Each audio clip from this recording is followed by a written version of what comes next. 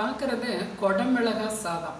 இந்த குடமிளகா வந்து ப்ரெஷரை கட்டுக்குள்ளே வைக்குது, மைண்டை ரிலாக்ஸாக வைக்குது, நீரிழிவை கட்டுக்குள்ளே கண்டிப்பாக வைக்குது.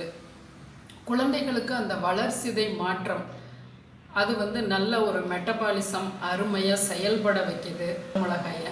இப்போ குடமிளகாயில் இந்த யுடரு நீங்கள் குருமா பண்ணாலும் அதில் ஒரு 4 துண்டு அதை நீங்கள் போட்டு விட்டிங்கன்னா அதனுடைய சத்துக்கள் நமக்கு ஃபுல்லாக கிடைக்கும்.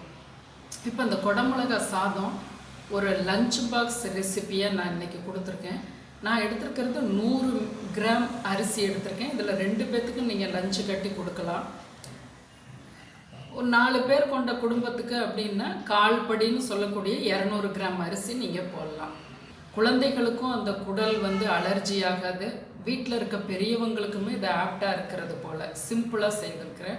வாங்க. 100 கிராம் அரிசிங்கிறதுனால சின்ன குடமிளகா 2 எடுத்திருக்கேன். சட்டியில் எண்ணெய் ஒரு 1.5 டீஸ்பூன் விட்டுக்கிறோம்.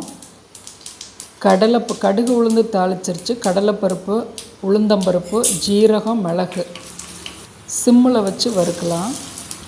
ஒரு 3/4 பதம் வறுபட்டால் போதும். இந்த பருப்பு, முந்திரி, வரமிளகாய், கருவேப்பிலை, கொஞ்சம் கிஸ்மிஸ், உலர் திராட்சை, இது நீங்கள் எல்லாமே போடணுன்னு அவசியம் இல்லை. தேவையில்லாததை விட்டுறலாம். வால்நட் கூட நீங்கள் போட்டுக்கலாம்.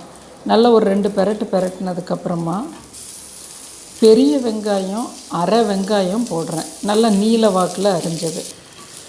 நீங்கள் குவான்டிட்டி எடுக்கிறதுக்கு தகுந்த மாதிரி வெங்காயத்தை அதிகப்படுத்திக்கிங்க. அது ஒரு க்ரன்ச்சியாக நல்லாயிருக்கும் சாப்பிடும்போது. 60% வெங்காயம் வதங்கினோன்னே 2 பல் பூண்டு, ஒரு 1/4 இன்ச்சு இஞ்சியை தட்டி போட்டுக்கிறோம்.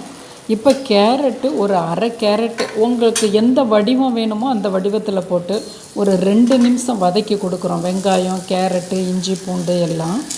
அதுக்கப்புறமா அந்த நார்மல் சைஸ் 2 குடல் மிளகாயை நீள்வாக்கில் அதை ஒரு 2 நிமிஷம் பிரட்டினதுக்கப்புறம் ஒரு தக்காளியை பொடியாக அரிஞ்சு போடுறோம். இந்த இடத்துல உப்பை சேர்த்துடுறோம்.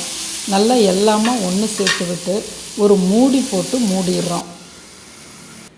ஒரு 2 நிமிஷம் கழித்து பார்க்குறோம். கேரட்லாம் ஓரளவுக்கு வெந்திருக்கும். இப்போ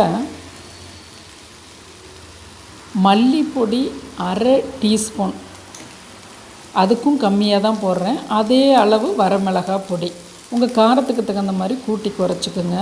நல்லா கிளறி விடுவோம்.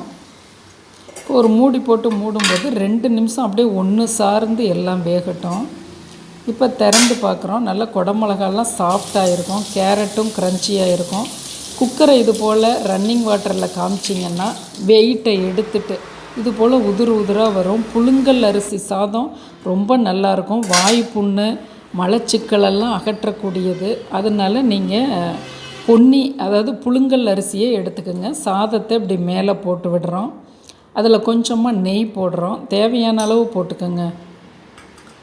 இப்போ அப்படியே அடியிலேருந்து அது போல் கிளறி கொடுக்குறோம்.